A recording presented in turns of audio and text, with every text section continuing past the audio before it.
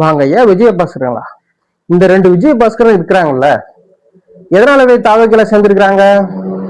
கர்நாடகாவில மேகதாது அணை கட்டிய தீர்வுன்னு சொல்றாங்களே, அதை தடுத்து நிறுத்தவா? அதெல்லாம் இல்லைங்க. இல்ல கரூர்ல 41 பேர் இறந்தாங்களே, அது எங்களுக்கு நீதி வாங்கி கொடுக்கறதுக்கா? அதெல்லாம் இல்லைங்க. இல்ல இன்னும் சட்ட ஒழுங்கு பிரச்சனை அது பெருசா போயிட்டு இருக்குது, அதை தடுத்து நிறுத்தவா? அதெல்லாம் இல்லைங்க.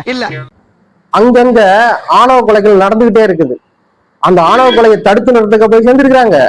அதெல்லாம் இல்லைங்க.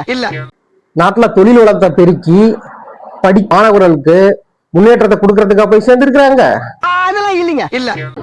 அந்த கரூர் விஜயபாஸ்கருக்கு மணல் வண்டியா திருடி 100 கோடி ரூபாய்க்கு மேல சொத்து குறிப்பு வழக்கு இருக்குது.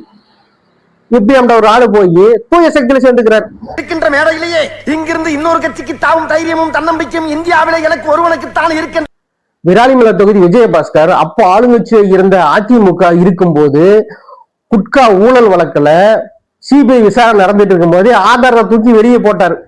அத்தனை பேருமே பாத்துக்கிட்டு இருந்தாங்க. இப்ப தூய கட்சியான தாவேக போய் சேர்ந்துக்கிறார்.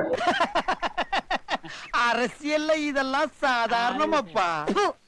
இதுக்கு பிச்சை எடுக்கலாம். நீங்க 2 பேரும் சேர்ந்து உங்ககிட்ட இருக்கிற சொத்தையும் உங்க பினாமி மேல இருக்கிற சொத்தையும் காப்பாத்துறதுக்கு குறவோட மோசமா வேற கட்சிக்கு தாவிட்டு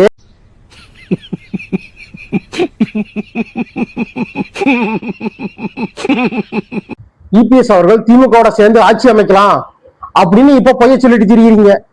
உங்களுக்கு ஏதாவது ஒரு காரணம் வேணும், அதுதானே?